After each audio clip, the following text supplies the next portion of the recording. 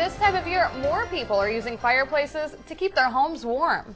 But before you light that fire, it's important to know if your chimney can handle the heat. Last week, a home in Shelbyville caught fire, and it's believed it all started in the chimney. Newswatch's Sean Copeland talked to the homeowners and fire officials today. He joins us live in the studio. Good evening, Sean.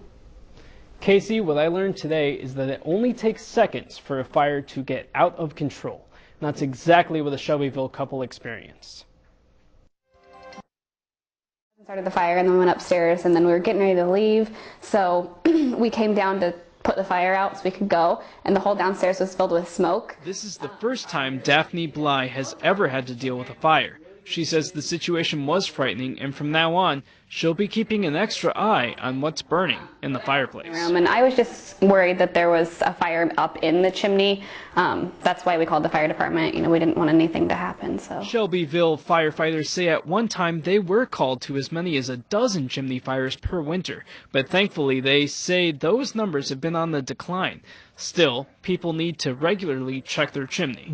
They give off a combustible material, you know, the smoke and the soot.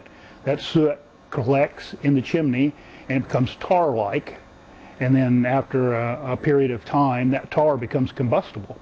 Firefighter Scott MCKEE says people need to keep a lookout on older fireplaces because they can have a lot of buildup. The only thing with people with more modern ones, besides actually like stovetop fireplaces, which are a little bit safer, but as far as in-wall fireplaces, you know, some of them actually have thermostats or thermometers inside of them to make sure that the heat doesn't build up too much. Bottom line is, firefighters say you just need to be careful and follow regular maintenance precautions and never leave a fire unattended. Clean your chimneys once a year.